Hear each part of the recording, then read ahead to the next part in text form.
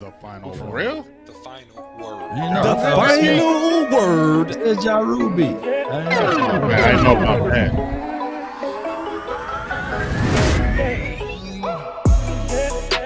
What's the final word, man? The final word. Final word. 30 days.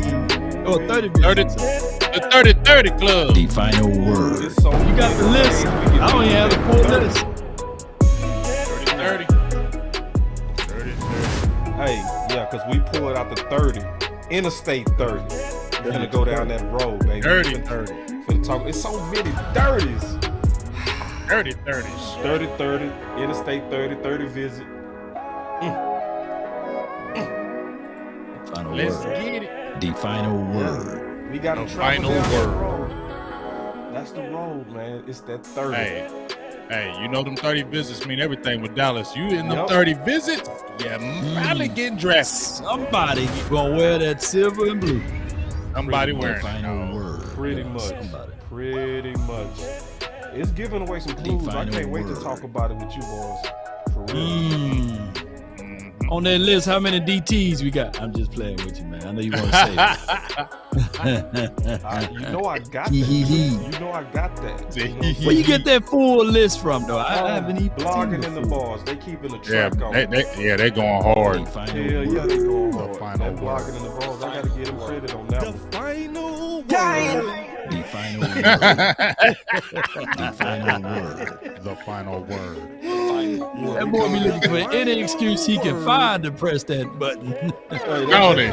I love it though. That one gonna rock though. You can rock that Forever. one for I a don't good year. think that one will ever play out, bro. Yeah, you can rock that one forever. Yeah, that's a You can rock keeper, that one dog. forever. Yeah. That's a keeper. For real. Damn. Yeah. Final word. Yeah.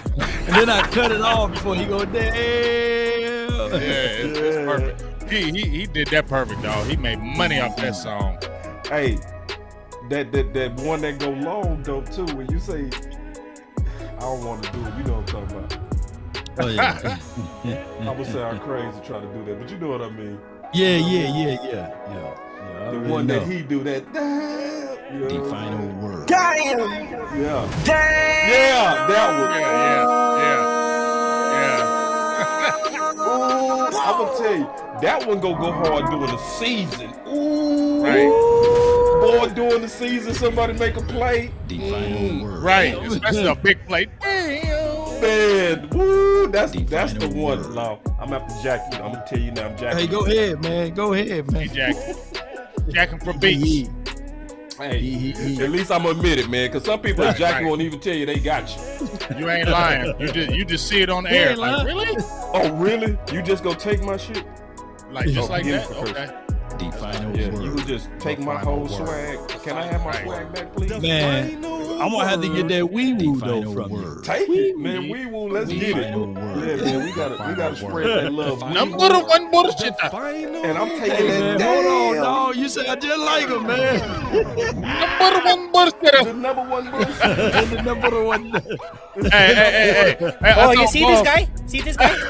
Number one bullshit guy. He do the wee woo wee woo. The final word.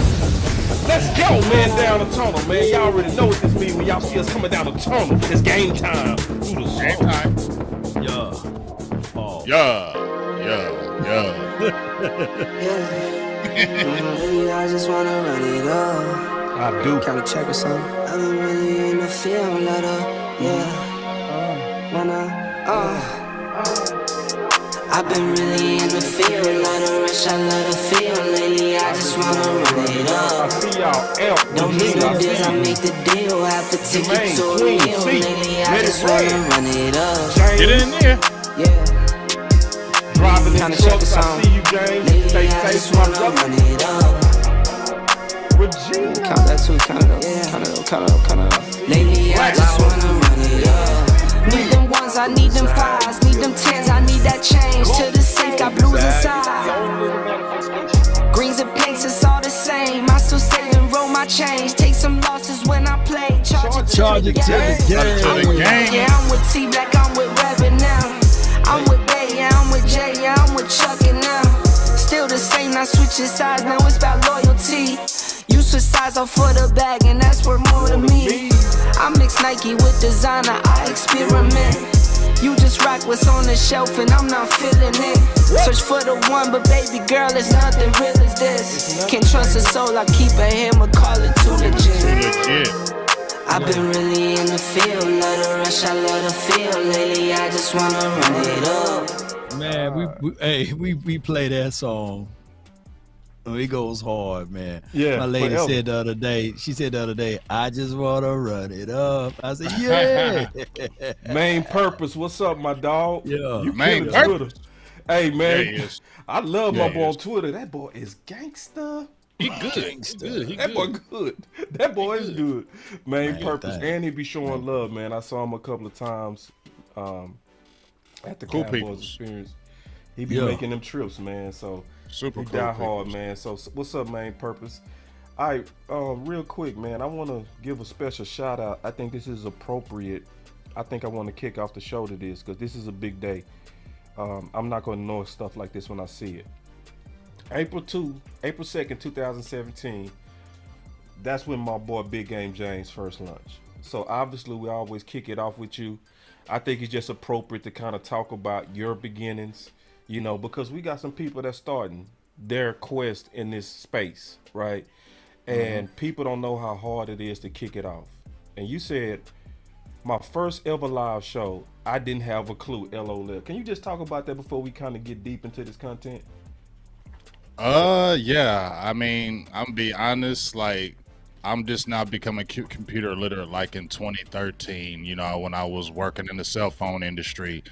So I had no clue. When I went to media school, I didn't even know anything about YouTube. I really didn't. I knew Facebook, but I did not know anything about YouTube. And really, if it wasn't for my producer who came with me at the time, who really just kind of took control of the production side of it, he really just guided me through it because I didn't have any clue about Twitter, social media, YouTube. I wasn't on YouTube. I definitely wasn't on Twitter. I didn't know how Twitter worked. So me coming into it, I was just like older and just green. And I knew how to talk on the mic, but I had to learn, you know, the process of, you know, when to have breaks and when to say things, when to, you know, let somebody talk before me and not over talk them, you know, but those are the things that helped me in school. But it was a big time process. And what's crazy about it, Law and Boss, when I started this, you know, Law was already in the business, you know, and Yep. I tell him all the time, Law was one of the main people that really I followed in everything I did for at least the first 6 or 7 months. I showed all his stuff. I showed his videos, his, you know, his breakdowns because I had no clue. And Law Nation was one of the ones I was like Law Nation's the man. Let me show all his stuff. So I was just sharing all his stuff and just trying to learn the game. But what's crazy, y'all, I was never doing lives like every day. You know what I'm saying? Back in the day, even Law will tell you, we weren't really doing lives every day. We were doing lives like once a week. You know what I'm saying? I did a that's how I live. started. You feel me, boss? Yep. I did a Didn't know live. what I was doing. Did a live one Sunday a week. That's One it. Never Sunday. did one Sunday Yeah. a week. Ooh, I was the same way. For like 2 years, like Yup. 2.5 years. You gonna dog. listen to me Sunday and that's it. And that's it. And then you just read the content during the week. But now it's so big. It done got so big. Like gotta it's go every every day day. now. You It's got to go every every day. day. For real. So that's just the things, how things have changed since 2017 to now. It's I think when the COVID came and podcasts people really started getting into it, that's when I think it really exploded and really changed the game It of how exploded for all of it us. was really podcasts were really gonna go. But salutes to both of you guys, because number one, before I end it, Law, like I said, he was a mentor because I had no clue, and he was like my Cowboys guy, and I pretty much followed everything he did. So I appreciate Law. And then I always talk about you, boss, how we met, you know, in the Cowboys experience, and Law, DDP, and just you coming in, and then we just chopping it up from there. And look how you exploded, and it's been a good ride. So I definitely appreciate all the people, everything been involved, all the things, interviews, people, all that, everybody involved. It's been a good run. So I want to say something just real Remember, I quick. look for an excuse to hit that button. That's good. You know, the funny thing about both of y'all, and I know we kind of talking about the past before we get into the 30 visits. The funny thing is, I met both of y'all when you came in town, Big, and y'all did a show. It was somewhere on the north side of Dallas. And I didn't know Law yet, but I was starting to talk to you via DM, right? Big. And I just wanted to support you. So when I came out there, what's funny is I called the OC. And we wasn't even thinking about doing podcasting then. We were just supporting y'all. And we came out and I said, OC, man, come check these dudes out, man. They doing some good work. I just want to support these dudes. And the OC, he just came through because he was on his side of town. It's just funny how everything comes full circle. So Right. and then Law was almost at 100,000. So I'm just looking at how everybody got benchmarks, beginnings and benchmarks. Can you just talk about that briefly, Law, before we kind of get going? Oh yes, man. This is in my DNA. Dallas Cowboys, networking, just trying to be a bridge for other people, man. So affiliates. So, it's a humbling experience, man, to walk this world, to hear so many people like you, Big Game James, like my guy, Mr. Wrong Talk, like you, Boss, like so many people that hit me up, man. Landlord, so many people, man, that hit me up and say, hey, Law, hey, man, you motivated me to get started, or I listened in to you, I took a little piece of that. Is that okay, man? Everything, man, you guys can just take it, because when I look back at all of this, man, I come from a town that's literally 23 to 24,000 people. And look at what we doing, man. So it's crazy. It's crazy. So sometimes I think I'm gonna wake up and I'll be back in Natchez, Mississippi, and this will be all a dream, But the real part about it is when we have these conversations about football, there's no animosity, there's no big eyes, no little U's. No. It's just like me talking to my brother who is a 49er fan, but now it's like me talking to my brothers that's Cowboy fans, and it's the same conversation. I don't think that there's a time, a day or night that I can hit y'all up and we can go back and forth talking about football and about Cowboys. So I don't like this at all, man. I love it. Let's go. My boy Red say he been down with all of us day one before we all blew up. He ain't lying. He ain't lying. Red has. Every now and then I'll go look at some of my old videos and you see the people who was there day one. Yes, you be like, damn, that's it makes you feel good. Yeah, he was there when there was 5 people in them. You know what I mean? It makes you feel good when you see that, boss. Like, so anyway, those the loyal people. You never want to forget them. Those are the loyal people. Day one. You know what I mean? Yeah. D1. Yep. Put D1 in the chat if you're a day one person. If you're a day one, put it in the chat, man. Day one, put it in the chat if you're a day one. If you're a day 10, we'll give you. Yeah, if you're a day 10, say day one if you just locked in. How about that? If you can be locked in, we'll let you live. You locked in. D1. All right, here we go. Let's get to what these people came for. We gonna start off with what's hot right now. Just keeping it real. This is hot. The Dallas Pro Day visits and interviews and the sources blocking the boys. I tweeted this. So we all know that these 30 visits are some of the biggest clues of what the Dallas Cowboys are likely getting ready to do.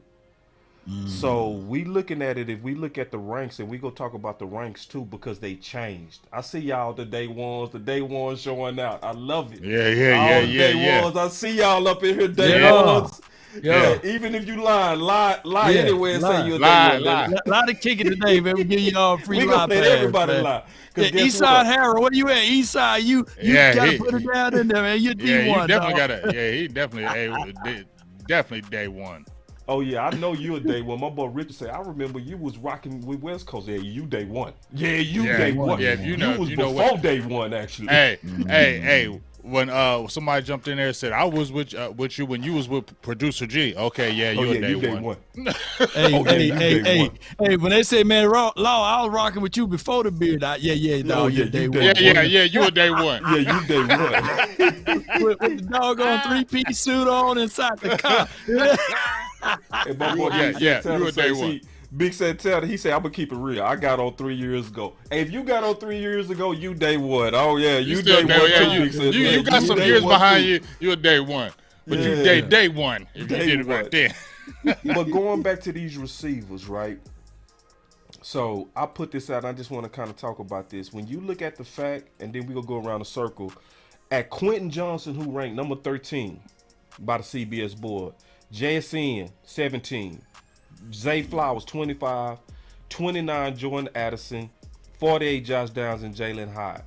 So it's like, man, come on. It's pretty obvious what the Dallas Cowboys are doing. In my opinion, it looked like they are preparing for one of those receivers to drop.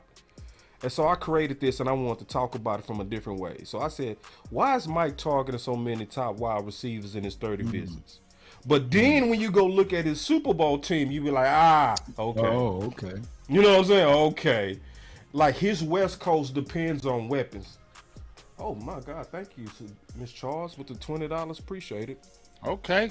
Appreciate Yeah, it. We love the please. hollers. Big Law and a OC. I've been here from 2.5 Miss years. Charles. Oh, yeah. She that's said sis. 2.5. She said she 2.5. She put a .5 Sis on been there. her. Sis been there for a while. Man, Sis been thank there you. for a while. But this is big, y'all. Obviously, so I want to get y'all thoughts on that. Y'all know I've been beating the drum for offensive line, but it's looking like we gearing up to weapon up. So let's go around the circle, and what's y'all thoughts on this? And we gonna take this from a lot of different angles. We'll start with you, La. Well, here's how I look at it. A lot of people look at Dak Prescott as a negative connotation around this season because they say, well, he can't get it done. He can't win the big games. But I look at it differently. I look at Dak Prescott. Yes, they were 12-5 last year. Yes, he won eight games last season. And we lost 5 games or 4 games, however you want to do with the numbers with Dak Prescott. I look back at everything, and I would tell you guys that the Cowboys, Mike McCarthy may be looking at this saying, damn it, if we got this far with a Noah Brown and a 33-year-old T.Y. Hilton, let's give him more and more opportunities with weapons. Right. Let's see how we can better our best if we just go Right. out here and get someone that's better Weapon than a him up. Noah Brown. Let's get somebody who's younger than a T.Y. Hilton. So that's Yeah. what I'm saying. CD Lamb, yes, he had a growth aspect, and we know that he can carry the load. So now we have only reservations on Michael Gallup. Of course, we want to see what he looked like coming back off of his injury. But let's go into this draft bringing in a JSN or bringing in a Jalen Hyde that can take the top off the defense. If you fool around, I've seen some mocks now that Jalen Hyatt, you can get him in the 3rd round now, you know? So There we go. so many I like things that we and that pick looks better in the 3rd round juxtaposed to the 1st. But the value would still be there far as from what we've seen on tape, what he can and can't do. So that's what I like. And here's another thing. People fail to realize. They say, well, West Coast, you got to have a 6'4" guy, 6'3", 6'2". No, Donald Driver wasn't 6'2" or 6'3". No. He's right at 6 foot. Greg Jennings, he's 5'11". So now only the people that don't follow football closely would throw out the narrative. But when you do your homework like Boss and Big Game James, you realize everything is within reach. So yes, bring in those boys to make things happen. Let's go. Let's go. Hold on. Damn! Somebody drop 50 in the chat. Wait, Shout out to there you it for the is. super chat. Oh, we like that. Hey, you can come over and And holler the over here five. too. Hold on, let me make sure I got this. Do I got my button? Damn, I ain't got my Romo button. Yes, indeed. Need the cash pronto. Damn, I ain't got that button on this one. Go ahead, Big. Appreciate y'all. though.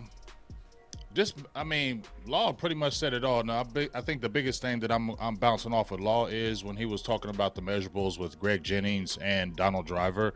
That is the narrative that Mike McCarthy only drafts big receivers, and that's not really true, and that he's only just been productive with bigger receivers. That's not true as well. You can see the pattern of when the years go on, you get the bigger receivers, but Mike McCarthy is not been the guy that's so enamored with size that he won't go a different way. So I think that's what resonates with me when you see these other receivers that you mentioned, Boss. Those guys are like the 5'8", 5'9", 5'10", Right. you know, maybe around the 6 foot, but they can do a lot of the things. Yeah. Donald Driver, we talk about Donald Driver. I mean, he was killing slot. Greg Jennings, but when you see like the Josh Downs, and then you see those type of guys, those look like those type of guys when you see the Donald Drivers and the Greg Jennings. So you look like and say, okay, that can happen. And plus, when you look at the draft, the way it's forming right now, like you said, there's going to be some receivers that are going to drop. Law just mentioned Jalen Hyatt. We were talking about Jalen Hyatt in the very beginning. And I think you shared something, boss, from my guy. Oh, shout out to Mucho Boom with the $50 holla. Man, boys appreciate you, big. They appreciate you, dog. He They said appreciate 420, you, bro. I'm telling you, 420 man. on the Boys way. appreciate the fact. They boys appreciate you being a day one, bro. I feel you on the 420 holla too. You know, I'm there with you on the 024 all day. Appreciate that, man. Y'all show appreciate love you much. Dog, it meant a lot booming on the moon. Dog, it meant a lot for us who support you, big, to see when you start. Yeah. You know, I'm keeping it real. Like when I saw it, I was like, damn. I probably wouldn't even be in the game if it wasn't for you, bro. Hey, I appreciate you. That's what we're here for, though, right? Yep. And look at it like this.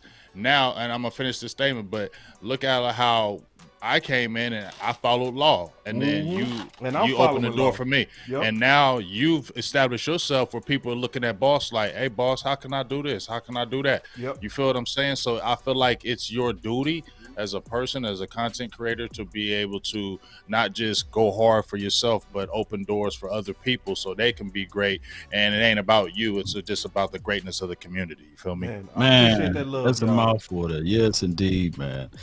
And one of these days, man, the network that we present to the table, we all will be at the combine. We all will be at the draft. We will all be at Oxnard doing the final word, because I truly believe, man, there's going to be somebody to come through and drop the people's elbow down and say, hey, man, I just want to be able to support you guys and sponsor you all with the backing, because we see what you guys do with the little things. You know what I'm saying? And see, we master of little things. Man, can y'all imagine, dog, man, if we really had the budget? Woo! We'll smoke just it. a third of the budget. Like we will smoke it. Oh, like doing content full time. Yeah. Oh shit. Yeah. It'd be over, especially if we could go and do coverage. It would be over, and I think we all know that. I think we do know that. And that's not cocky. That's just honest. Yeah, it's not. I think we all know that. Yeah, because each one of us will have our lanes. Hey, ho, Miss Charles, come with the $20 holla. You know, I love you for life, for sis. Yeah. But you get what I'm saying, though. I love we had that, y'all. Because each one of us would have our own lane to be able to do what we want. Oh my God! You could go to the breakdowns from OC, boss coming with all the realness and the deep narratives. Law coming with everything. Yeah, and I'm just coming. I'm just bringing the real. that boy Law. It'd be 20 laws. I'd be like, damn, Law got 8 videos that dropped today. How you do he that, don't play. dog? He don't play. Hey, but you know what though? 20 videos in one day. When do you sleep, dog? You don't sleep. No sleep till Brooklyn. Did I hear the OC? Yeah, you did. Is that us? Hey, there he is. LL Cool J is hard as hell. What's up, OC? Yes, sir. Yes, sir. We over here being sentimental. Can we get back to football? Because I'm sick of being sentimental right now. I'm sick of it. We love you, big. We love you, big. But enough of this. It's all good. Hey, just to finish that about the what you were talking about, the 30 visits. You know, like I said, a receiver's going to drop in the laps, right? We kind of know that. We're going to be able to get a quality receiver. We're just wondering who it is, and now we can see. Now we don't have to worry about the size measurables. We're moving away from the measurements. It looks like they're moving away from the measurements, and I think that's what I like about it. Stop putting players in a box with these measurements. Players can play no matter what the size and height. Just give them a chance. Ooh, I love it. Yeah. So it's a couple of things I want to kind of bring to the table. Now, OC, we were just talking in general. We want to get your input on it. We was talking about the 30 visits and the history of the Dallas Cowboys with the 30 visits, and the fact that they putting a lot of resources on receivers. Now, I got the 30 visits, all of them too. I even broke them down from quarterbacks, wide receivers, guards, and tight ends. All right, so I got it pretty much broken down. So it's no way you can look at this and not see where they spending their time, bro. It's pretty obvious that they putting the majority of their resources, literally, they putting the Dallas Cowboy resources at receiver. So we want to get your thoughts on that, big dog. And then Well, isn't before this you, I don't mean to cut you off. Sorry, OC. I also want to show you the context of Green Bay. You know what I'm saying? When you look at Mike, did you see that already? I saw some of it, yeah. Okay, just I was talking about this slide right here when you look at the history of Mike McCarthy. You know what I'm saying? And his Right. receivers and having a bunch of dogs. So I just want to get your input on that. Well, isn't this what we wanted? We wanted Dak Prescott to get weaponized. And so that's exactly what Mike McCarthy is going to do in this season underneath his regime. He's going to use resources to put a bunch of mismatches on the field. So I love what the Cowboys are doing, right? I love what they've done so far in the offseason in terms of bringing in Cook. And if you got Zay Flowers in the slot, right? You got that guy in the slot. Oh God. Man, come on now. Think about this. Okay, and I know you guys are not, sold on hype, but look, man, you got him as a vertical threat going down the field. Anybody you pick, almost, you're going to have a tactical advantage offensively. And I think that this lends to what we want to see happen. We want you to mash the gas, get as much talent as possible, and let's see what we do with this thing. That's what I think. Hey, OC. Oh, I like Jalen Hyatt, but just like what Law said, now he looks even better when he's dropping. If we get a Jalen Hyatt in that third or fourth round, I'm doing cartwheels and backflips. You feel me? I just didn't want that first round, but if you can get him in a later round, I'm dumb excited. Absolutely, agree. All right, it's another way to look at this too. We gonna talk about this from a couple of different angles. All right, so looking at the list, they have 4 dogs. We already got 4 receivers. If we targeting receivers so aggressively, which it looks like we doing, who on the bubble?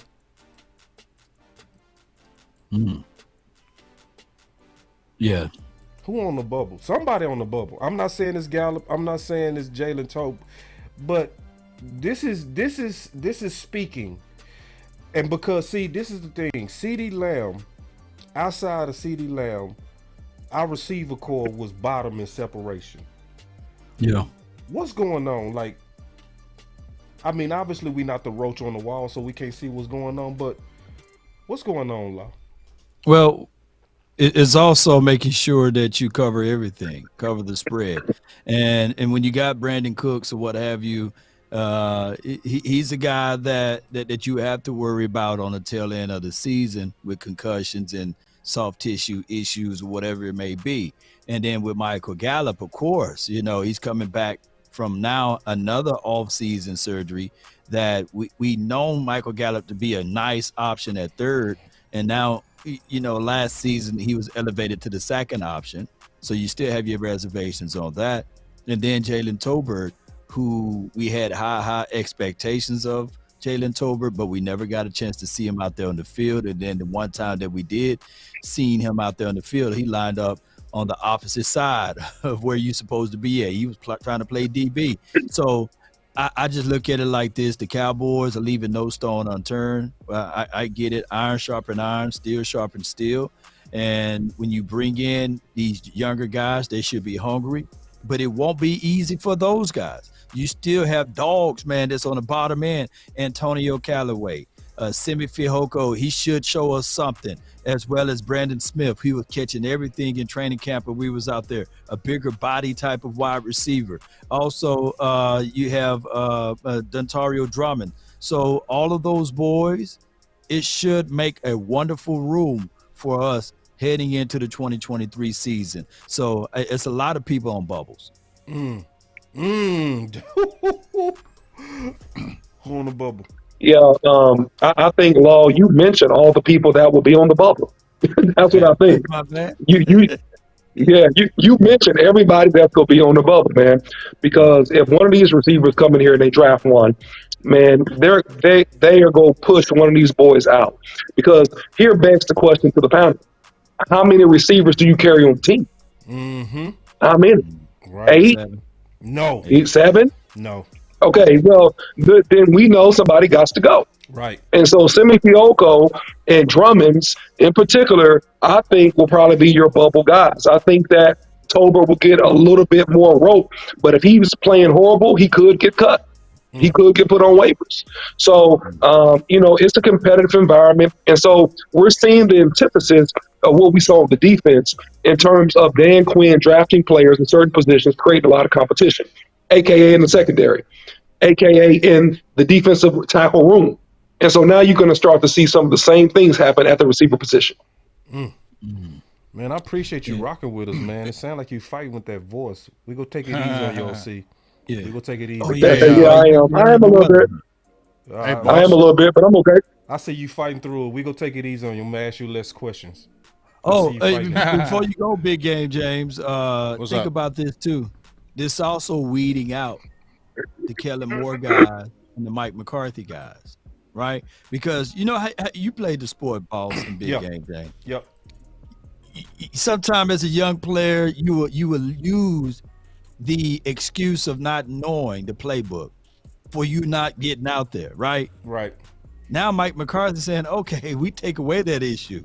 Now I just need to see you produce. You can't use that I don't know the playbook anymore. We're going to make it simplified. We're going to see who got the best talent and break the pool stick, put it on the table, may the best player win. I love this.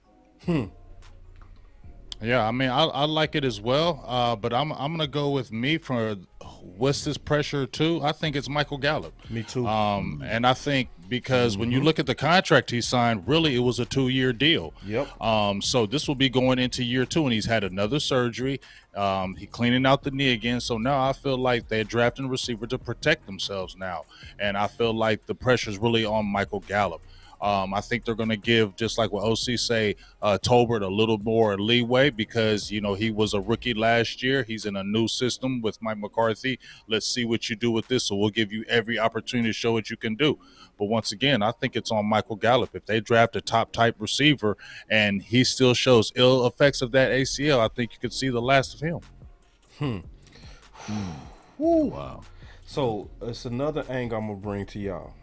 I'm gonna start with you on this one, OC. If you're losing your voice, just let me know, big dog. No, I'm good. Go ahead. Okay, this is another angle I'm gonna look at this from, and I'm dead serious. The problem that I'm having, and this is go kind of piss on some people parade. I just gotta keep it real though. I'm never gonna be the person that's gonna fake the funk and lie to the fans. I feel like even if we get one of these first rounders, it's a low-key reach. Most of them. And this is why I say that. It's a reach in terms of talent.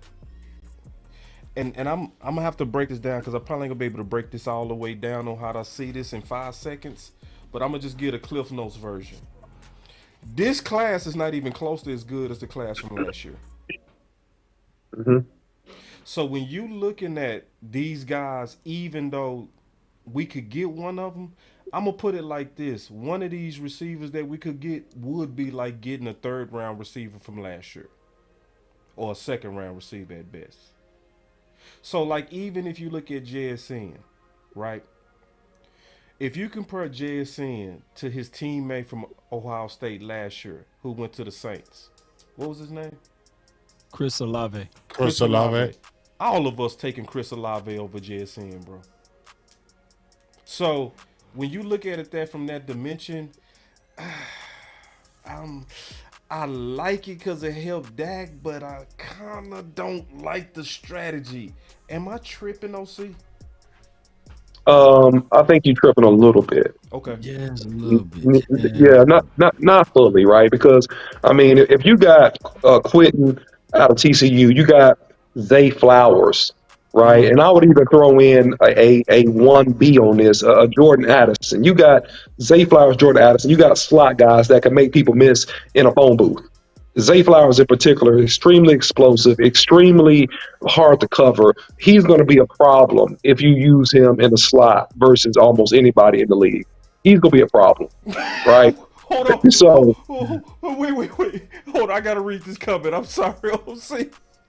Go ahead. Wait. I gotta show this, bro, because this is accurate as hell. Somebody, my boy D Shift, he said, Swain, boss say this wide receiver class is Don Kool-Aid. Yep. Yep. Well, go ahead, OC, my bad. That was fire, bro. That was fire coming, dog. Go ahead, OC, my bad. No, man, I'm pretty much done. I mean, I think it's a couple guys that you could get A that are couple. viable, bottom of the first round, top second round guys. So that's why I say I think you're tripping a little bit. So, and I named those two guys in my opinion. Let me Okay. slide in and just say this right quick. All right. If you were to pull up the receipts for this wide receiver, 72 receptions, Who we talking 1,444 about? yards, 4 touchdowns. That's Chris Olave. Yeah. And if you talk to Chris Olave about the wide receiver core, and this is not tongue in cheek, he would say, and if you watch a lot of Ohio State games, and I'm not saying that you didn't, boss, Yeah. but a lot of people say that JSN was the best wide receiver out there, and Chris Olave would say, "Yeah, I'm cold, but that JSN dog, he just nasty with it." Now, Big Game James, I'm gonna defer to you. You the state Ohio State resident guy. You know? Yeah. I ain't buying it, Law. Hold on, I ain't buying it. Nope. If I'm with you. If Chris Olave had a better quarterback over there, what would those numbers look like for the New Orleans Saints? Man, the dude had 1,000 yards in Yeah, rookie he season. got 72 receptions. Yeah. 72 receptions. Yeah. I mean, but boss, yeah. I keep on hearing boss like not liking JSN like that, but you only can say that about his speed, boss. Yeah. Where you can compare That's it. that. That's the I only like thing you can everything say but about his his speed. game. Yeah. But that's okay. But that speed way he plays, he'll be able to transition to the NFL because I'm telling you, them receivers coming out of there, Brian Hartline is a very good receivers coach. And like you said, when he was there with Olave and your boy from the Jets, he had 95 catches and 1,500 yards with them there. He was the guy. It wasn't them. He was the man. And then he had those nagging issues. So I don't think you're going to get a bad pick. But what I feel like, I just don't think the Cowboys are going to hit it at their first pick. I don't feel like they'll go receiver at their first pick, in my opinion. Just me. But to see big. Dog, look how many people they targeting. You know what I'm saying? Yeah, but do they really do receiver first round? Bro, this is what the 30 visits is saying. Okay, hold on. Let's pause. Let's look at this together. Let's look. Let's do the more barking. Do that barking again. Let's just look. There's no group where they're targeting first round people like wide receivers. None. Right, because I got all the list right here. There's no group to where you starting with a whole bunch, maybe corner. Corner? I don't know. They don't corner ass. Look at all the safeties though, boss. But they my guy, mid-round day 3 safeties. You know what I'm saying? The places to where they look like they putting a lot of company resources is corner and receiver, especially receiver. So I'm just trying to make sure I ain't tripping, big. You doing good at trying to talk me off the cliff, but I don't know, bro. Boss, you know what the Cowboys like to do. And I hate to be devil's advocate over here. What's that? Could this be a move? Smokescreen. 88. CD Lamb. Wait. Because you said from your mouth the Cowboys don't like to draft to compliment. They like to draft to replace. So just in case CD Lamb start acting all funny and fugazi with his money and talking about, well, I ain't gonna play in these sorts of things. You know, these Cowboys, man, remember, we've been trying to place D-Law since we drafted Tacos. You know what I'm saying? I wasn't feeling you.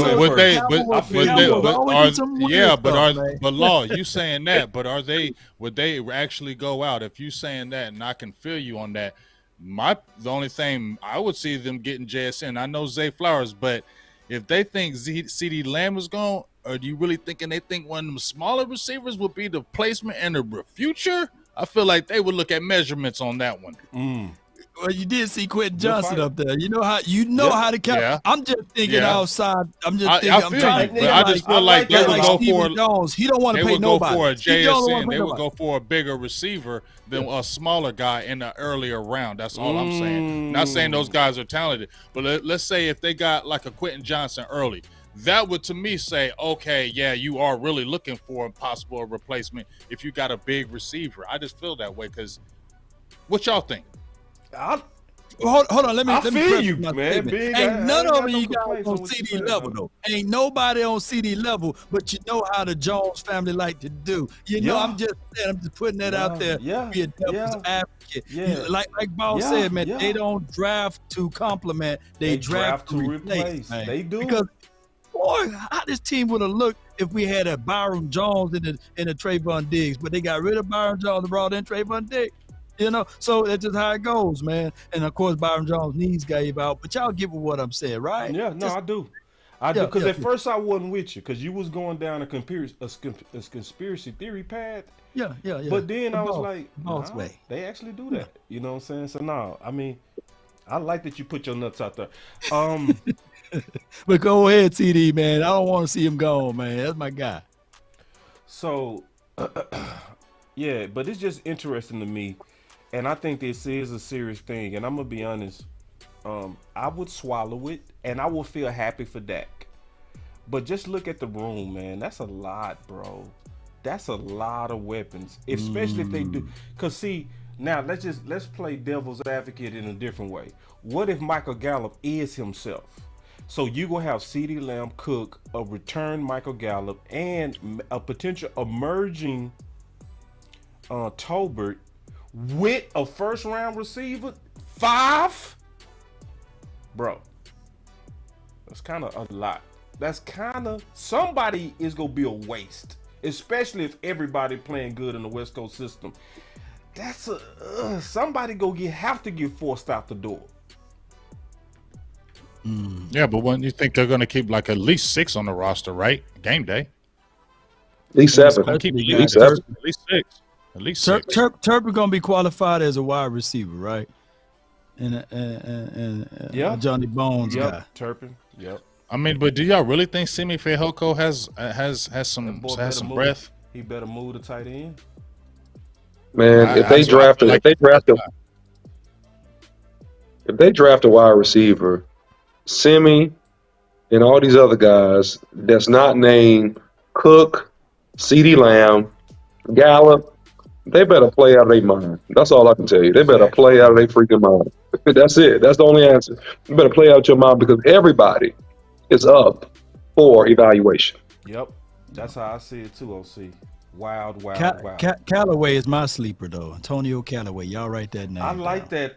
Ooh, From the Browns? Make your case though. You can't just do that, Law. You got to make Oh, the whole no, case. I want to hear I this. mean, I like it though. he's a guy that has some hiccups in the league, of course, with that 420 stuff and some other things. So now you remove all of that off of his resume because you can do that. Yeah, you can And now you got a guy that's similar to a fashion to a Brandon Cooks. They got the short area quickness, got speed, can run every route in the tree. He's not a tall, burly guy, big burly guy, but he's a nuanced route runner that can take advantages of the opportunity. And I think that a fresher breath air, you know, a new scenery, a new scene, a better quarterback throwing him the ball, he could knock some people off that list. He's better than Ontario Drummond, right? He's better than He's better than Simi Fehoko right now. He's better than Jalen Tolbert. He's better than Dennis Houston, right?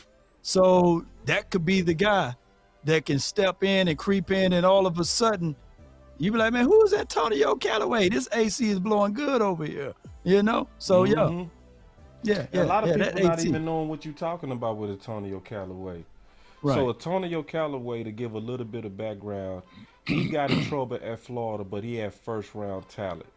There you go. Ooh. He had first round talent, like for real. Like he had first round talent and was paraded as a first round guy. But he slipped bad in the draft because of character issues. And what Law was saying is what he got in trouble for, even when he was drafted to the Browns, is not an issue no more. It was marijuana. So it's like the things that would cause you to be a trouble boy in the past is not a trouble no more. That's a true good sleeper. I feel you on that. Yep. I Yep. feel you on that. I mean, he can sneak right on in, and then it could be phenomenal. Now, on the low end, he can be just who he always been in the last year or so. But it's one of those things. Now you making a good case because this me. I talked to Coach Marv about this behind the scenes. See, the thing about Antonio Callaway as well, he got some production with the Browns. Yep. He got experience. Go ahead, Big. Oh, and I'm just saying, I get to see Cleveland games out here, and he was a player for a little bit, but then they started having issues with the quarterback. But he was making plays, Yep. but he had a little bit issues with Cleveland too. So that's where it's man, the talent is phenomenal. Can he ever get his head straight? Right. Because Law is saying the talent is phenomenal. If It he is. could ever just really get on the field and be consistent, you could. If you go to some of those Browns games where they actually let him play, he was turning up. So, and he's got good size, speed, all the measurables that you want. So I agree with Law. That's a definite sleeper. But like OC said, if they draft one of these receivers early, it's putting the blast on those guys that, hey, either you make plays or you're not going to be here. Day Walker, an Yeah. ex-receiver. He played receiver. He said, I think Callaway can be Antonio Brown-ish. Now, he Yup. not calling him Antonio Brown. See, I want to Right. defend. They gonna run with that. They Yeah. gonna run with that. Don't get. He's saying ish, so he's saying they have similar styles. Come on now, don't get crazy, y'all. But see, I want to also showcase one thing too, just real quick. That's gonna move us in a couple of different topics. If y'all ready for this. Would you rather have Jalen Hurts or Dak Prescott? Did y'all hear that? That boy Law crazy. Oh, wait. You gotta listen. Listen. That's Law behind the scenes. Law crazy. Listen to this. Hold on. Let me play it. Let me get it right. Dog, this had me rolling. I've been literally crying at this all day. Listen. Would you rather have Jalen Hurts or Dak Prescott?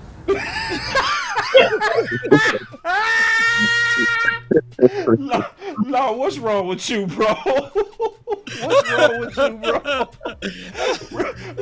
What's wrong with you, bro? I get Eagles daily, man. Eagles daily. They drop their little bird stuff over here every day. I think a third of my subscriber count are Eagle fans. God And damn. I get a good chuckle, man, because every time they say, well, hey, man, Jalen Hurts is now the best quarterback in the NFC Goofy. East. Would you rather have Jalen Hurts or Dak Prescott? Now he's been to the Super Bowl, etc. Like Goofy. who literally flexed for going to the Super Bowl and lose? Don't you know that Rex Grossman went to the Super Bowl? I want you to pull up 2006 Rex Grossman. I think he had 23 touchdowns, 3,000 some yards too. You know what I'm saying? And so what Stan you want- Humphries went to the Super Bowls. Yeah, You feel me? Yeah. So come Kerry on, Collins. man. Oh my God. Look, Brad you Johnson. haven't experienced a Johnson. Super Bowl. You haven't experienced a Super Bowl in your older age or what have you. Goofy. But one thing I can tell y'all, I never experienced a Super Bowl loss. So being 1-3 in the Super Bowl, Eagles fans, that's not a flex. That's 3 times that you've been to your misery. You made it all the way to the final stages and you folded like a got a wallet or a wallet. lawn chair. You know what I'm saying? So I feel good with my experience in the 90s. At least when we made it there, I got joy. I was lifted I up. got My joy. goodness and grace is over here. But I don't know what it feels like to lose. And on top of that, let me say this one little thing. Take your Yes, time, preacher. McNabb made it to the Super Bowl, right? What did he do afterwards? Let me go. And I'm not trying to take a dump on the brother, but also Cam. Oh, Cam Cam. made it to the Super Bowl, but what happened? And even Colin Kaepernick, one of the better running backs / quarterbacks that was throwing the ball, he made it to the Super Bowl. But what happened afterwards? So y'all gotta pump the brakes just a little bit because it could be Cam 2.0, McNabb 2.0, as well as Colin Kaepernick 2.0. Come on, y'all. Yeah, I'm so happy to see you push it back on this, man. Just one more time, bro. I gotta play that one more time. Say it one more time. Cause see, this is the thing. When I saw this, I could see you was sick of them, bro. That's what I was crying at this, bro. I literally been playing this all day, laughing to myself like a goofball. Hold on. Jalen Hurts or Dak Prescott? Would you rather have Jalen Hurts or Dak Prescott? Law boy was dying, boy. I said this boy Law is, cause that's Law voice behind the scenes, bro. I was crying at this dog. One more time. Would you rather have Jalen Hurts or Dak Prescott?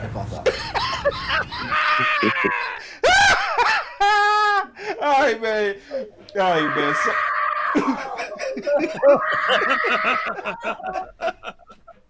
hey man, I'm sick of the cap, bro. I'm real life sick of the cap. All right. Oh my God, man. Because this is the deal. I'm gonna be honest. I did a whole show. I'm gonna throw this out here too. I wasn't gonna Hey, do boss, hold on, Go boss, ahead, before you go go ahead. one more time, man. Let me just say this. Look, we did like a 5-hour show, man. NFC East roundtable, literally 5-6 hours. Oh, I And they saw called that. Dak Prescott Regresscott, right? Oh my God. So they Weirdos. failed to realize. Now you know I got it up here. Now you know I got it Oh, up yeah, here. you're Dak an elephant. Prescott last season was 2-1 versus the NFC East. And on top of that, you calling the man Regresscott when he put up 40 on your team. So if he regressed and put up 40, and the last time y'all beat the man is when he had a hurt shoulder, it was before the pandemic. You know, people were walking around normal. Nobody had masks on their face. You can go in and out of stores and everything. It happened way in 2019. That was the last time y'all beat Rain Dakota Prescott or Fact. Regress Scott. Don't you know that been Weirdos. many moons ago? Man, he owns the NFC East. He's Owns it. 27-7. He's 8-2, or really 8-3 against the Eagles. He's 9-2 against the Washington team. And come on, man. And they had the nerve and the audacity to put doggone, what's that guy, Danny Jones, ahead of Dak Prescott when he's Smoking. 1-6. He's 1-6 versus our Cowboys. How can he all of a sudden trump Dak Prescott? And Jalen Hurts, he never beaten Dak Prescott head to head. Now, I digress because y'all said that he regressed. Come on, man. Man, Come I'm on, man. loving it. Ooh, Law is on the tag. Do y'all have anything to add to this war? Nope. OC? Man, look, the only thing I can say is celebrating losing in the Super Bowl, man. It's like being happy about getting married, but then your wife says she's tired on your wet night. It don't work out too good. Wait!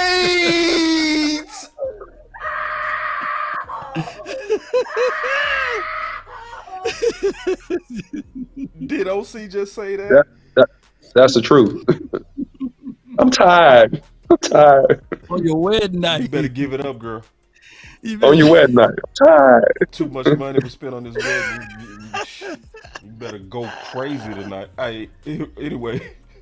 All right, now this is the thing though. Now, I'm gonna run this by y'all. The OC already, I ain't gonna lie, he gave me a nice little spanking on this. We talked about this earlier. But I got a pretty wild, I wouldn't say wild, I'm thinking outside the box, right? And I did a breakdown of us targeting quarterbacks that could potentially come in here and be like a Hurts. Now, I'm not saying they are Hurts. I don't want y'all to think I'm taking a dig at Hurts, because we ain't doing that. We trying to get better. Right. I'm Shout looking out at to the him. style of his play, because I call Hurts, and I'm not insulting him when I say this, a wildcat quarterback, right? So where basically his legs are dangerous, very dangerous. He had just as many attempts as Pollard.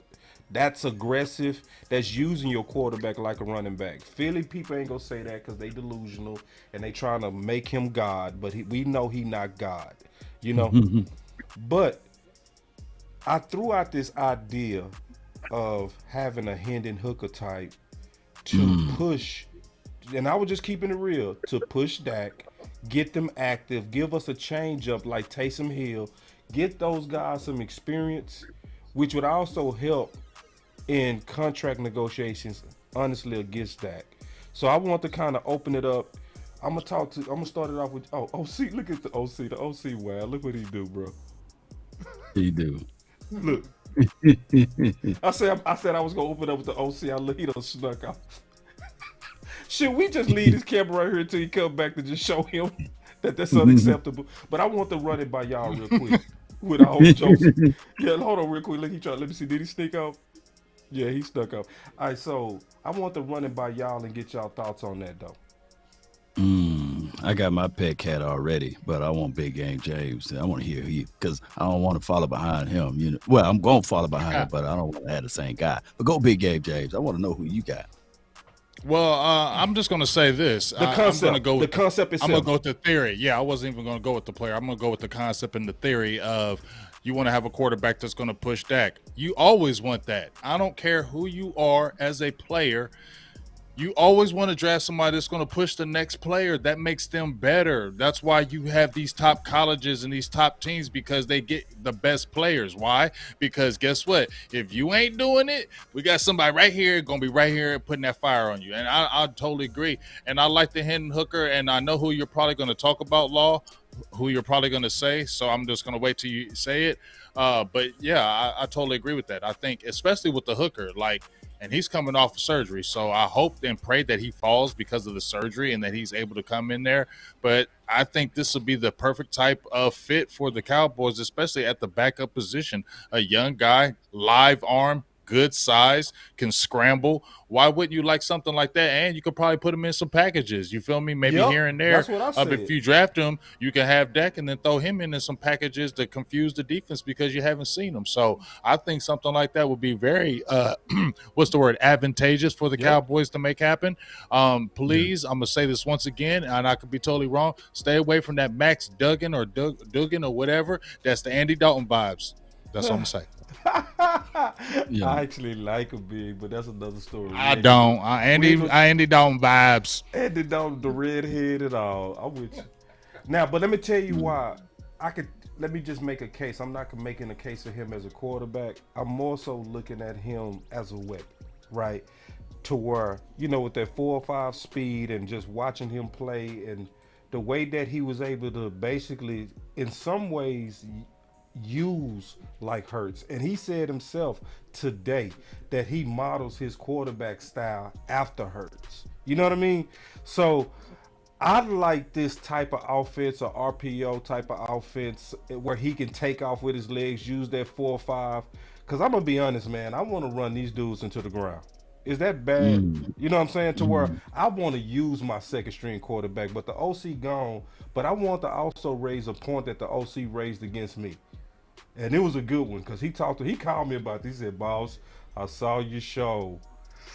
You taking a risk." And I'm going to just tell you what he said. And then I was like, I can't fight that OC. He said, "You asking for a circus." I couldn't fight that. He said, "You asking for a circus in Dallas." He say, and I was like, yeah. I was like, if we was a pure organization, we could do this. If we was a football organization, we could do this. But in Dallas, look at what you do. What was you, bro? What was you doing? I had to go blow my nose. No, that's what you. You know we go my outside. Nose. You know I'm a high side when you know we go outside when you leave. But now I had to blow my nose. No, I'm talking about this theory, bro, of this Max Duggan theory with this Hooker theory, and I was telling them how you was basically maneuvering on the ideal itself and giving a good case against it. Can you talk about that? Yeah, I wasn't maneuvering on the ideal. I just think that because of the culture. The ideal, bro. No, actually, I told you that in terms of football and scheme wise, it's a good ideal to have a good running RPO type scrambling quarterback. But yep, Dak Prescott doesn't have his extension.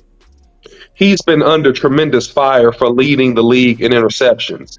He was named after the season by DallasCowboys.com. Okay? So all these things will lead to a circus. If you draft a quarterback in the first two picks, it's going to be a complete circus. Because anytime Dak Prescott has a bad game, throws a pick, farts, sleeps, or winks the wrong way, everybody's going to ask about this guy. Yep. And they're going to be, hey, what about this rookie? And God forbid, you put him in a game like you used to do with Taysom Hill out in New Orleans, Yep. and he makes a big run, or he has a play action pass and he launches a go route to CeeDee Lamb. Oh my God, it's going to be pandemonium. Facts. And I think that Mike McCarthy does not want the circus and the distraction, because when they ask Jerry Jones or Stephen Jones about this, they will not shy away from Controversy. absorbing the limelight. They're going to say, oh, he looks good. He has tremendous promise. You know, hey, our starting quarterback, he got to play really good. He's going to say some dumb stuff like that. Yep. And it's gonna be on First Take, on all the big networks, and they're gonna be talking about it every single week. So I think if you want to have continuity and confidence with your quarterback, then man, you don't do that. If you don't care and you want to put pressure on Dak Prescott, and Dak Prescott is gonna be PO'd if you do this, but he gonna handle it like a G. He's gonna go out here and play very, very well if you do that. To your point, Boss Cowboy, he responds to pressure well. However, there's a line between pressure and disrespect. And I think that might be a disrespect line that his price is going to get so high, he's going to make it very hard to extend and to re-sign him. He's going to be like, yeah, I'm a ball, screw you, and I'm taking this $450 from somebody else. That's what I think. $450 million. It's already like that. I think it's already like that, OC. He I think that's already. I think he's already like that, OC. Right now. Yeah. What you mean? No, explain that, Big. I feel like there's already tension. I feel like I don't know how much longer, in my opinion. Yep. I don't want Dak to leave, but I don't know how much longer Dak's going to be here, in my opinion. Because I feel like there's tension. There's been tension. And this extension right now, when we heard him talk about it, well, wait, maybe we'll do like Stephen Jones and we'll just see if it happens like that. I just feel like, you know what, you just better watch these last couple years, because I don't know if Dak is going to be here for the long term after this. Just my opinion. It's a very turbulent type of talk track when you talk about the quarterback playing for the Cowboys. And there's always be that moment where the nation be divided, like the Great Divide ice cream, right? There'll be always Dak Prescott camp people, and there will always be the ones that want the other quarterback here. And we've seen that last year as Cooper Rush troops were all everywhere, man. They said that man was 5-1 as a starter, man. They were comparing him as Joe Montana, Dan Marino, and go back, just type it into the Twitter comments there, and you will literally see people compare Cooper Rush to Joe Montana. Oh, and hell no! Could learn from Dak Prescott. Could literally learn from Cooper Rush, and just look at how he delivers, look how he commands the team, and we just seen it the other day on the national championship game, right? You know what I'm saying? So that's just how it always would be. The Great Divide. The Great Divide. We talk. Me and you, we talked to someone that was very close to Dak Prescott. Yep. And he make it his business not to go on certain trips with the family and things like that. You can't catch him with pictures. And that probably rubbed him the wrong way. He's not ingratiating himself with the fam. So it's always that Great Divide. We can call it however we want to, but the reality is what it is here in Big D. That's what the Cowboys will always be, that Great Divide with that tension. So yes, I like Dorian Thompson Robertson, the DTR kid. I like him. I knew you was gonna say his name. Yep. I was waiting. He will bring big time. He will bring that type of element to the table. He's a guy that plays similar to an elusive quarterback. He's been throwing his passer rating 145.6. His touchdown to interception ratio 27 touchdowns to 10 last season. The season before that, 21 touchdowns to 6 interceptions. So we've seen that out of the kid. His passing completion percentage right at 69.6. That ain't nothing to sneeze at. So I would love to see this kid in a Cowboys uniform in the later rounds. You can pick him up as a quasi steal, dare I say. And Duke can look at his highlights too. And Duke can hurt over people, jump, flip into the end zone, do all of those things. He's a fifth-year senior, so he's been around the football for a long time.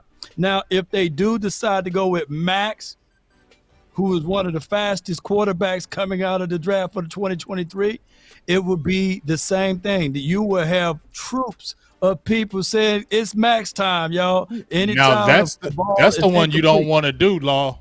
That's the Yeah, one you that's don't the want one to. you don't. If, But that hey, does not- if OC is talking about you don't want that, that's the one you don't want to draft because you know I'm a big. I already know. Why. You I already know why. know. We've Well, been if going he through the gets any 7 kind years. of time, yeah, y'all already know. That's why no.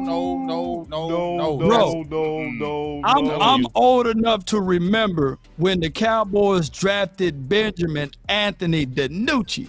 There were a ton of DiNucci. They disappeared. I see some of them still in the chat because I got a good photographic memory. But they might have forgot about what they said about DiNucci, but I didn't. And they said, watch, DiNucci is going to come in here. He's going to take Dak Prescott because DiNucci know how to read defense. Dak don't know how to read. Oh, DiNucci is a better quarterback. He is the second coming of Aaron Rodgers. Think of it, how he flipped the wrist and how the ball sailed. He would be better than Dak Prescott. Watch, mark my words. And where DiNucci at now? And where are those people at now that was saying all of those things? Remember, just for a spoonful of games, I think it was preseason or something like that. Those same people, because I don't forget, said that Andy Dalton, man, he's better than Dak. He just never had the weapons around him, and now he coming to Cowboys land. He's playing in his backyard. He went to say yo, and he's gonna light it up. Mark my words, Law.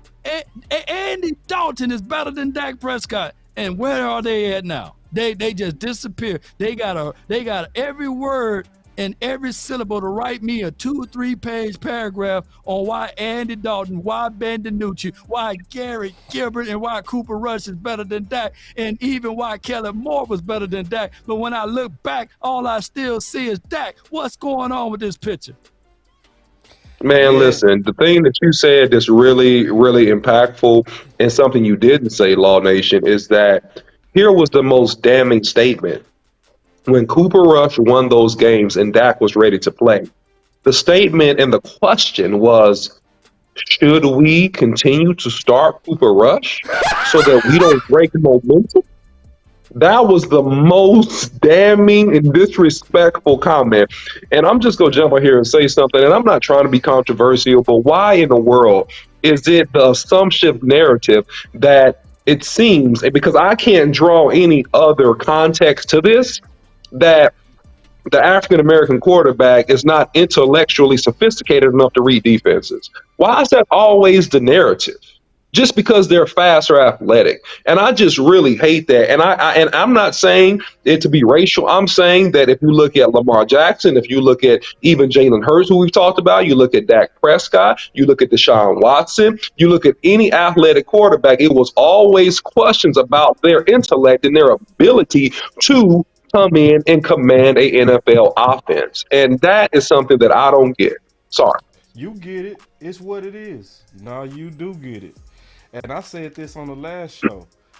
It makes no sense for how black quarterbacks tend to drop in the draft. It's always one of the dumbest things that happen almost every draft. It's just what it is. Lamar Jackson shouldn't have dropped the way he dropped. Dak shouldn't have dropped the way that he dropped. Mahomes shouldn't have dropped the way that he dropped. Watson shouldn't have dropped the way that he dropped. Russell Wilson shouldn't have dropped the way that he dropped. Bridgewater shouldn't have dropped the way that he dropped. And then when you look at the ones who really get drafted 1 overall, they usually got to have the highest award of all time, the Heisman. But then a lot of white quarterbacks are picked on just projection. A lot. Wentz was picked on projection. Mitch Trubisky is picked on projection. Now they got a new guy who came out of nowhere, Will. Out of nowhere. He is top 15. Yeah, man, this is a bunch of malarkey, man. I mean, at the end of the day, man, you got guys that played in these inferior conferences. Well, we don't even know the name of the conference, man. North Dakota's what conference they play in? Well, all this stuff. We had Carson Wentz being the better quarterback. Then we had Jared Goff being the quarterback who got shipped off to NFL purgatory playing for Detroit. I mean, we got all these guys, man. They're better than Dak, man. And then here we go, on and on we go. But yet, Dak Prescott owns pretty much all the records in the Dallas Cowboys book in terms of completions, touchdowns, all those things. Excuse me, except for Troy Aikman and some left with Tony Romo. Other than that, it's Dak Prescott. Yeah, it's what it is. So yeah, it's hey, listen, it's a lot of people, they don't want to hear this. I don't care. I don't care. Because you not go gaslight me to pretend that there are no racial issues.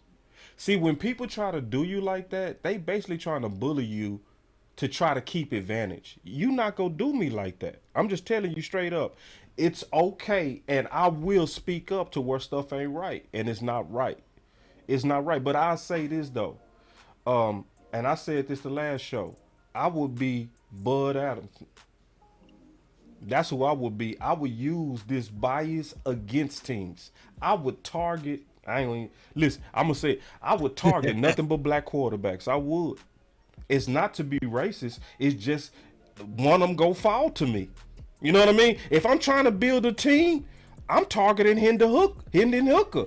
I'm gonna go after Jalen Hurts because they always slip in the draft and it don't make no sense. Why did Jalen Hurts slip in the draft and end up being a second rounder when his numbers was just like Baker Mayfield coming out of Oklahoma? The exact same production. Man, get out of here. No Man. answer. It ain't no answer for that. You know what I'm saying? No answer. So it's just what it is. Now, what black quarterbacks got to continue to do, black quarterbacks got to continue to shut up the hypocrisy. It's a hard road, but they got to do that. You know what I'm saying? You got to do that. You got to, and see, and let me be fair and balanced on this as well. There's a lot of quality white quarterbacks that came before a lot of these black quarterbacks. So there are biases that set up with black people as well. This ain't just white people that got bias. Black people just as biased. This is what I mean. On certain positions, we can be biased too. So if we see a white cornerback, we say, "Oh my God," or "He alright." Right? Tell the truth. Don't you be sitting up here lying. Don't lie up in here. Black people, we be having sometimes biases that's based on color. Everybody should get rid of bias. Every individual athlete, in my opinion, should be judged based on their individual performance. But a lot of us, black, white, Asian, everybody, we tend to look in this world with biases, and it's messing up good people. And I'm keeping it real. A white guy that's a corner or a safety deserves the same chance as a black guy that's a corner or safety. It should be, can you play the position? Not, oh yeah, you white, so you can't play that position. And I heard white coaches say this, and I'm keeping it all the way real. They take some of their white guys and they take them off the skill positions. Maybe some of them white guys could have been dogs if you would have let them develop. That's a well the school I went to I'm from Mississippi, man. So the school I went to was like 99%, like it was all black, dog. Like one white guy. You know what I'm saying? All the white people went to private schools. You know what I'm saying? Black folks just looking, like, hey, but y'all know where to go to watch the sports at. So it's always there's no look. It's always gonna be the divide, and that's just how it goes, man. People gonna say that it's not, but those are the number one liars, because we can all look at how they red line the district lines, and we can make it political if you want, but it just what it is. You got some people that's athletic and just naturally gifted that can wake up and just run 4, 5, 6 miles and then come back and sit down like nothing happened. Then you got some people that got to build up to that to get to those areas of the world of running that fast. But it's always these type of things when you're talking about an athletic sport, that one on one end is going to be viewed that one is intellectual and smart, and the other one's going to be viewed as, hey, maybe they smart but they not. And 9 times out of 10 people like to see people that look like them, and they like to root for colors that they like to see that they are a part of. So that's just how it goes, man. That's so how it goes. it would never be an even slate across the board, regardless of what it is. That's just how it is. Somebody right now hate me because they can't grow facial hair, so now they hate me. You know what I'm saying? Yeah. Some people love me because they can grow facial hair, and they say, hey, man, I like the way he grows his facial hair. Right. So that's just how it is. Yeah, that's how it is. That's Hey, life. So check, and that's real, because life ain't fair. We got to get over it. We got to make it happen regardless. So Yep. this is the deal. I want to go to just get back on sports real quick. Before I go back to this, and I just want to say, I'm divorcing this whole video. Just keeping it real. I'm getting rid of it. What? I'm gonna go ahead and delete this video. It's sad, Which one? but No, no, Which I ain't one? gonna delete it. You know I ain't gonna delete it. This video I did on quarterbacks, where I was talking about the Dallas Cowboys using athletic quarterbacks, in order to take a load off Dak. Because somebody said, why would you take the ball out of Dak's hands? I'm gonna be honest. Sometimes you want these guys to do the dirty work. You want them guys to do the QB sneaks, the RPOs. You want you see like they using him right there. You see what I'm saying? If you go look at the last drive, do you want Dak out here doing this type of stuff? Do you want Dak QB sneaking? You know what I mean? Go and put the athlete out here and let him do that ugly stuff. That stuff to where men collide into each other. So I'm saying you can use these guys as a weapon, but to the OC's point, I just think the distraction is too great of Dallas. Sadly, we can't even execute a good idea like this, because you're right. And this is what turned me against my own idea. Keeping it 100. You know what turned me against my own idea? When I start thinking about how our fans was hyping up Cooper Rush and Andy Dalton. They will hype up mediocre success just because they don't like that. Crazy. And it's like, so I gotta throw away the video. It's a good idea, but this ain't the city for it. This ain't the team for it. Sorry. Because here's the only reason why. Because the owner will sit back and allow that fire to grow. Yeah, he'll allow the fire to grow, and he'll milk it. Because the bottom line is entertainment. Yep. And the Cowboys is a polarizing organization. You remember, even going back to Roger Staubach, they wanted the backup quarterback there. And then when they wanted Danny White to start, and then they wanted the backup quarterback to Danny White. And then when Troy was here, Steve Wash and all of those boys, of course, Steve Wash got on.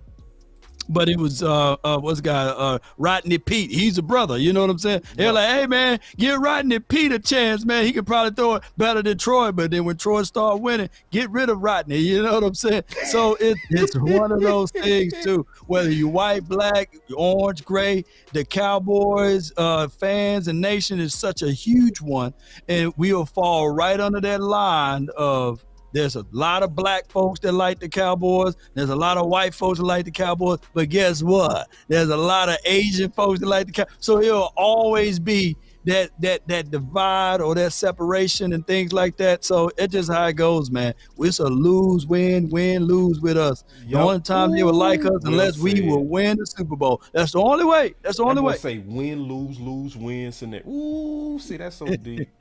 See, check this out real quick. A couple of things. I want to first say, don't ever say I don't get talked out of stuff. Don't ever say that. Don't ever say I don't lose debates, because I lost this debate. Like, the OC just clearly. And just sometimes when I hear the whole case, I got to get off of my ideas. It's like, I like the idea, but. Wow. And it's not that, boss. I'm gonna just say this one last thing. The ideal is great tactically speaking, but for the scenario, it's not functional. Yeah, that's what it is. It's a great strategy ideal, but everything considered, I don't just think it's not as functional. That's all that is. Yeah.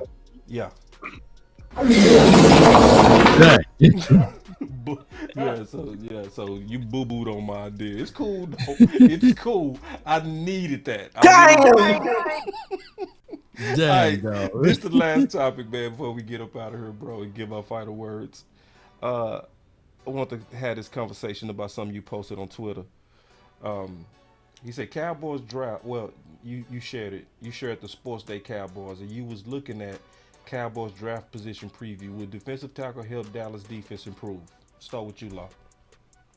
Yes, we look at what Osa did last season. He had 4 sacks from the inside. I think he led the team with 4 sacks. But can we get better than that department? I was listening to a few people that morning, and a lot of people were saying that, Jonathan Hankins, he would be a guy that can help us out down the line. But Jonathan Hankins is minimum snap guy. Yeah. So he's anywhere between 22 to 25, and then law of diminishing rates of return. We didn't get no big push from Bo, and Carlos Watkins wasn't that guy that can move stuff around. So if I'm looking in this draft, I'm looking for someone to penetrate, get upfield, and get to the quarterback. My only knock on Mozzie, he got all of the strength in the world, but he got 6 tackles for loss in his career, a 0.5 sack. That's not moving the needle for me. And especially if you looking for a guy that can dominate on the run and stuff like that for the NFL level, these boys are bigger and stronger. And if those were your pedigrees and your stat lines for your mind in college, you're not finna go into the next level and just blow up all of a sudden. It's going to be 2 to 3 years for development. So I would rather look into this draft and get somebody that can penetrate, that can also 2-gap as well and stop the run and show me tackles for loss. I think one of the underrated stats for defensive linemen is tackle for loss. I think tackle for losses are just as valuable as sacks. Yep. Because it is you going beyond the LOS and you meeting that person there and you bringing them down to the ground. So if you don't have double digits, man, tackles for loss, I'm sitting here like saying, what are you doing? And if you don't have multiple sacks, come on, fam, as a defensive tackle, if you're not doing it consistently on that level, then what the world you going to do when you get to the pro level? Yeah. It's going to take 2 or 3, maybe 4 years for you to develop, and we don't have time for that. There it is. Hold on, we need a light break, man. Y'all doing us bad on them likes, man. Get them likes up big. It's on you on that defensive line. Are you talking about specifically defensive tackle or just defensive line as a whole? Tackle, defensive tackle, big boy. Well, I don't want to do a defensive tackle in the first round because at 26, I've been saying that. That's why I wanted to get somebody in free agency because somebody could play and start now. That's why I had brought up Deron Payne. Obviously, it costs too much money, but we need some guy that can come in and play now. Just like what Law said, that Jonathan Hankins is not your start guy that's going to be in there killing it. He's going to be a rotational piece, and he's not going to probably get major snaps. But I don't know if I see a guy at 26 that's going to come in and be able to do that. We've seen it time and time again. You just look at Bohanna. You drafted him in the 6th round, and he's still not there. Right. So what guy are you really going to pick at an early pick that's going to come in and do what we want them to do? Because if you're picking at 26 and you're picking a defensive tackle, he's got to be like Law. He got to push the pocket. He's got to get tackles for losses. He got to get sacks. He's got to do a lot of things. I don't see Mozzie doing that. I don't see anybody that's at the top of the defensive tackle tree that's going to do that right now, besides like the Jalen Carters, and he's not going to probably drop to no 26. So, but what Law showed on the video, remember on Twitter, we had talked about on defensive tackles, the kid from Wisconsin.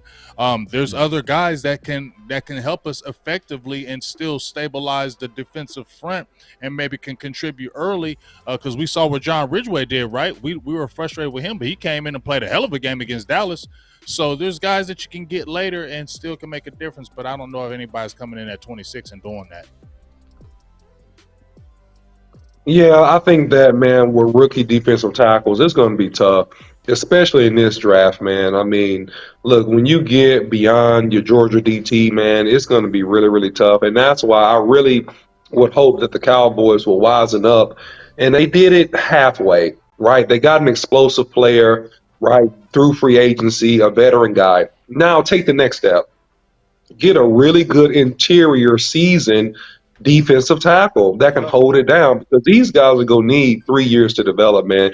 You don't come into the league with your man body. You need steaks. You need, protein. You need sleep. You need luxury beds and all the perks that come with being an NFL athlete to get your body to mature and get used to the punishment and the pounding of dealing with fully mature guys that are 30 years old, 28 years old, their bodies and muscles are mature. It's going to take you a while to get there. So the Cowboys need to invest in free agents in this area.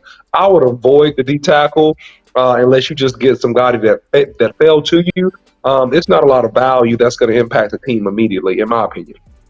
Yes, indeed. And then I do like I see a lot of people saying Kalaji Pantry. Yeah. That would be my guy at 26 if they do decide to go grab somebody. If he's BPA, if he's the best player available, I think that his potentials could be up there like a John Randall. They even take pictures together right now. They working out together. And I'm not saying just because you're working with a guy or you being comparable to a guy that all of a sudden you are that guy, but I just see some traits in there that I can't just put a blind eye to it and close my ears and be deaf to it. So these guys still going to take some time. And here's my one flaw with Dan Quinn's system and scheme is his run support inside. I think that they like to what you call that when you try to fabricate. They like to fabricate the pressure inside because they're not getting it with twist stunts. And if you look at Osa tape, he's not horrible against the run, but I think teams counter well with us, and they caught us in the mix of twist stunting, and they ran right up the gut. Running back is not a running back free until they get to the second level. So I need that to stop, Dan Quinn. I need for you to trust those big boys down inside, and when they're gasp, stop it. Carlos Watkins wasn't the answer last year. Jonathan Hankins, he gave us a good push, but he got hurt. Yes, we've seen some explosiveness out of him, but he got tired. You know what I'm saying? So his max capability is 25 snaps. Outside of that, the law of diminishing rates of return steps in. Big Ball, yes, he can do his job a little bit, but I want him to push that pocket back like bologna when it's on a skillet. I want that, that bologna rise up, y'all. I need for that pocket to go back, man. So Big Bo, my eyes gonna be on you, dog. You know what I'm saying? You need to get a little bit stronger inside. You lost a little weight here and there. Yeah, that's cool.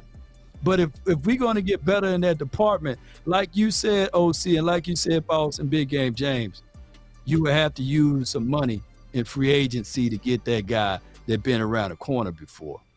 Man. Ooh. Yeah. And I think you're right in a lot of ways, Law. Just real quick, Boss. I mean, I agree with you. It's been a hole in our defense for a couple of years where we need to really address it, right? I'm just concerned about how we address it. Hankins is a possible answer, but you need a full-time starting guy that can give you at least 40 snaps, I think. And that's what we don't have right now. And that other teams with good guards and good push up front, they take advantage of it. Go ahead, Boss. I love this commentary for y'all because y'all stole all the thunder that I was thinking. Literally, I have not too much to say because y'all said it all. Like almost. Let me think if I can think of anything else. But I will say this, man, on this subject. Yeah, and I think Law, you said the key parts, and I think the OC said the key parts. It takes way too long for most DTs to develop. It just does. Like Osa is an anomaly. The way that he broke out, that don't happen. You usually got to have a top 15 guy. Like the OC said, if you're not getting Carter, Jalen Carter from Georgia, you likely not gonna get that guy that can come in and just change the game just on pure talent alone. You have to mature in those trenches. I think free agency is the way to go. It is the way to go. The good news is this is around the time you start getting the better deals too, because we passed the first and second week of free agency. Now people starting to get humble as we're approaching the draft. The draft is all the teams are starting to, they not calling you no more. They they switch into the draft, they go get Yeah. through the draft, that's gonna drop your value some more. This is the time to shore up the trenches. I'm not falling for the malarkey. I'm not going to fall for the malarkey that the answer is gonna be in a rookie DT. I think that's crazy. If you go with a rookie DT, more than likely, and this is the sad part, I do feel like there's maybe one rookie that has the raw power to potentially come in and be an instant impact, and that is Massey Smith from Michigan. My problem with him is his motor is trash. I can't stand no player to where you gotta coach him to play fast. You know what I mean? I can't stand that. You know? I don't trust Yeah, him. by far, I don't. by I don't far, he's trust the Massey. strongest. Yeah, He, I don't he's the trust strongest Massey. guy. He got short arms too, though. His I don't stacking and trust him. disengaging is kind of terrible. But when he lands his jab inside, you moving back. He he moving back. powerful. You see that. You can see the yeah. power, but I don't Yeah. trust him either, Big. Can you? I hate Break that. it motor. down. I mean, if you look at the history of Michigan, especially with defensive tackles, show me where they've been good in the NFL. I'm sorry, they're more edge players. They're better. They got corners, but middle guys in the middle, they don't really produce those type of guys. And if you watch them, just like you said, you don't get a lot of pressures. Yes, you can hold up the pocket, but we need guys. If you're going to draft at 26, you gotta get some sacks, dog. You got to be like a Vita Vea that can come in and really come in and smash you. Like he'll blow up that line and he's going to disrupt the whole daggone thing. Do I see Messi coming in doing that? I'm sorry, I don't. He's not coming in my opinion, blowing up lines of scrimmages, getting tackled for losses, making big plays like that. And if you're at 26, you're not investing that kind of pick on that player. You're not doing that. No. He'd be nice at 58. I'll be cool with like 58. And even I'd rather third round. Me too. That's sad to say, bro. And it's sad. Somebody say what the film say? The film say only 6 tackles for loss, or half of a sack. You know what I'm saying? So I look. I don't care what's about. Hey man, he blocked his run. Well, how come Ben Ton in the same conference get 19 tackles for loss and almost 10 sacks the same conference with 2 forced fumbles? Same conference. So I don't get. I don't get see the difference from him. Right, and you can see the difference. See the difference. I know my eyes not deceiving me. Nope. Now, granted, here's what I'm gonna say though. For all of the film aficionados, you know what I'm saying? Because the numbers speak for itself. And when I look back at the numbers and I present the film, I still see the more numbers on my side. So when anybody want to hush with putting film side by side, come see me, because I'm the champ at this, by the way. So y'all speaking to law. We're talking about film session. So when we talking about this, I look at the tape. My eyes are not deceiving me. So when I look at it, I'm not seeing the push on a consistent level. So granted, when he comes here to the Dallas Cowboys, yes, you will have the ability and the possibility to have Dan Quinn to help him out. And of course, you can look at it not as an isolated situation, but from what I can say, you better pick that man up in the second round or third. You better not go with the 26th pick. Third. Well, listen, I'm gonna just say something just real quick, man. When I was, working out and trying out for NFL teams and trying to get in the league and all that kind of stuff, I had an agent, and there's a famous Denver Bronco that we had the same agent, Max Sklerit, who played for the Denver Broncos and won a couple Super Bowls with John Elway. And I was just talking to him, and this is just, when I was, young, trying to do something football-wise. And he said this to me, and it stuck with me. And as I've observed football in the game, it's been true. I said, why do linemen struggle so much when they come into the league? And this is what he said. He said, man, the strength variance and the technique excellence is so vast. It takes them a couple years to catch up. The strength level is too much, and the technique excellence is stuff that these kids ain't never seen before, and they're playing against these guys. And so I'm just saying, man, based upon everything I've seen doing this podcast with Boss Cowboy, no offense to nobody in their evaluation, man, but unless you get a generational talent or somebody like, it's gonna be tough, man. It's gonna be tough to have a guy impact and really come in and do something. And the problem is, it's not that it's wrong with developing. And the problem Right. True is, that. what organization do you go to? If you come to the Cowboys in the first 3 rounds, we have no patience. We're going to kill you. We're going to demolish you. If you don't give us something real good in the first couple of years, we are ready to off with your head, man. We're getting rid of you. We on to the next. Now, if you go to Exactly. Pittsburgh, you go to New England, you go to somewhere where you can hide a little bit. But here, nah, you got to be ready to go. Yeah. You got to be ready to go. And see, check this out. This is real, and I do respect this. Somebody said, Okoye finna be mad y'all talking about his boy. So, if we all being honest, not many of us watch 10 games on any prospect. Okay? So, maybe I'm missing something on Massey. I'm open to be wrong. So I would sit down and I will call Okoye and I say, bro, what am I missing? You know what I'm saying? Because when I watched, and I might have watched the wrong games. That does happen. You might watch 3 games that's totally different than the 3 games that I watched when I was looking at a prospect, and we might see this guy totally different based on the games we watch. That could happen. So I will reach out to my homie, because this is one thing I do know about Okoye. He go at least do some research, you know what I'm saying? Right. And then I'll go back and forth with him. But in this draft process, I'm just letting everybody know, unless we are professional scouts and spending all day looking at all the games on these prospects, some of us will have blind spots. And that's in my defense, as well as Okoye defense, or anybody that got an opinion about Mozzie. You know what I'm saying? It's Right. the Right. motive. Right. It's see, this the thing. the lack of motor. It's the lack of motive to me. It's the lack of motor. And here's the thing. Sometimes things can be worked on and improved on. When we talking about these young guys is at 20, 21, 22, it's not an isolated situation.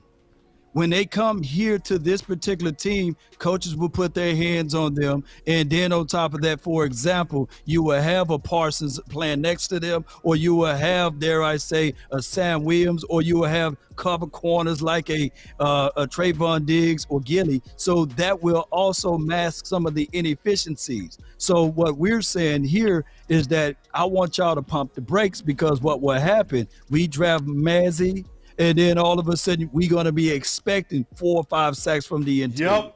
We Just are like going to Tristan go Hill. ahead and compare him. I've seen people say, well, hey, he probably be better than Jordan Davis. Nah, Oh, man, y'all God. pump the brakes. You know what I'm Wait. saying? He's not even a Jordan Davis. You What? see? No. And Jordan Davis No. had good numbers, and then he got to the league, and then what we got out of what did the Eagles get out of Jordan Davis, right?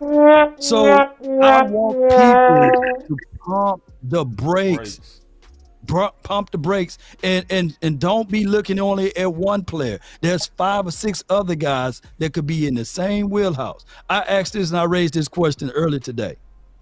If the Cowboys selected Dayron Bland in the first round last year, how would you perceive him now? Oh, you say now? I would have been cool with it, but most of us would have been mad as hell on draft day, to be honest. My point exactly. I rest in peace. There it is. All right, so with these final words, I do want to let everybody know that the CBS board has changed. Okay, we're not going to talk about it today. We're going to talk about that on Thursday when we get into the draft content, but I do want to let you know they have updated it. So we go talk about that. It's interesting because some people have dropped, some people have rose. So that's interesting because this is one of the best boards out there as terms of one of the best predictors of what's getting ready to happen. We go prove that on the draft week too. We go show y'all that live. But my final word is to Jerry Jones, based on what I'm seeing so far. Jerry made us a promise coming out of the Senior Bowl, and I didn't forget. Offensively, you go back to what Mike used to run in Green Bay. It will be, I'm sure, with added nuances of the times, but more importantly, the personnel. He said he go change it based on the time, but most importantly, we go see different personnel. Based on their 30 visits, I don't think he lying. Just being honest. I think he was dead serious when he said it then. He was dead serious when he acquired Cook, and he looked like he dead serious because the troops from the Dallas Cowboys scouting community is being assigned. They going out to these guys pro days, they going out to these guys interviews, they visiting these guys, and these are top guys. There's no group that's being targeted like these receivers. I don't know if I quite like it, to be all the way honest. I feel like what I forgot who, I think it was D Shift. What D Shift said is perfectly how I see these guys. I see it as Diet Kool-Aid. I'm not drinking it. I don't feel like most of them first rounders are really true first round talents. I'm keeping it all the way honest, but I would accept it for Dak. I would celebrate. I would rock it. I'm also say this. For the most part, I think we have a great opportunity to return our offensive line into the days of dominance. I really want us to do that. I hate the mediocre idea that some people might be pushing to where you can go get you a starter or a starter guard. I want more than a starter guard. If you really start looking at the history of the Dallas Cowboys, we have been trying to replace Leary since 2016. And we've been putting Band-Aid starters at left guard since then that have not panned out. And we got the fruits of Band-Aid starter guards. We got the fruits of 4 years of Connor Williams. We got the fruits of McGovern, and we still looking for a left guard. At what point do we get real serious about returning us to the days of dominance where we had an offensive line that carried almost this whole team? Between 2014, 15, and 16, what carried those trash, bad defenses was the ability to control the line of scrimmage through our line and mainly our interior guys. It was Leary, it was Fredericks, it was Zach Martin. And I really want Dallas to go back to those days. I'm sick of the bougie talk like we don't have to have one of the best offensive lines. I want one of the best offensive lines merged with this super defense. It makes sense. We need to stop being silly, and we need to really take that idea serious. Now, if we go with a receiver, I'm cool with it. But we need a quality left guard. Don't talk to me about not having no super good quality strong left guard knowing we getting ready to go against Hargraves with San Fran. I'm not hearing it. Anybody that's looking at true matchup football should be taking our offensive line serious. I don't think it's being taken serious enough. That's my final word. Touche.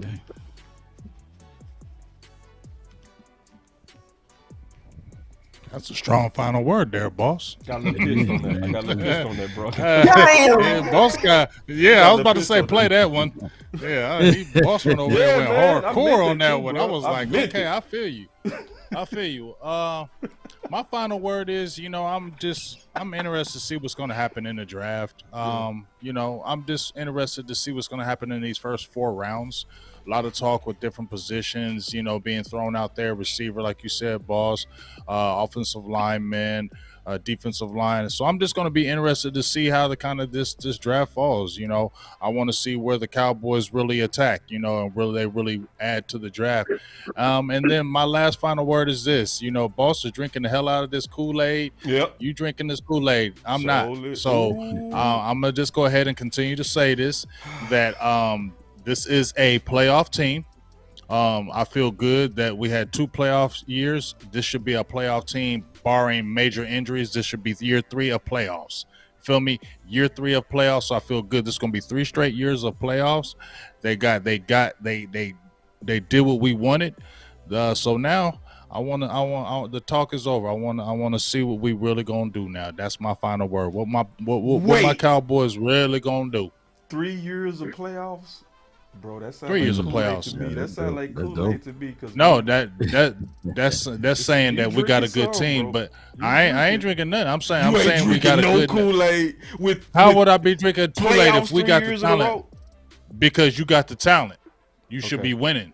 Right? Am I not right? We got the talent to be winning regardless. Totally. So that shouldn't even be no. Yeah, that's I'm not drinking no Kool-Aid. We need to get up in them playoffs and do something. With you. Yeah, I really think that, the Dallas Cowboys have an opportunity to do what they do best. And I've been saying this for a couple months. Draft. I'm expecting the Cowboys to have a fantastic draft. My humble opinion, you need to go offensive tackle with the first pick. Stay offensive. filling holes on the defense. And then it's not over because we got the more value picks of free agency coming up. So the Cowboys right now, and I do say right now, they're in the driver's seat in terms of how to build this roster and how to make the team better. So all we got to do is pull through, make great decisions, and we'll be in good shape. That's my final word. That's a good final word, bro. All right, so the best part of the offseason is about to happen at the end of this month, and that's when the Cowboys flex their true powers, and that is the draft season. Yep. I like this that. free agency / trade acquisitions that we did was wonderful. We filled in every gap, every hole that we need, and now we looking for extra pieces to comb over. Just like I said, guys.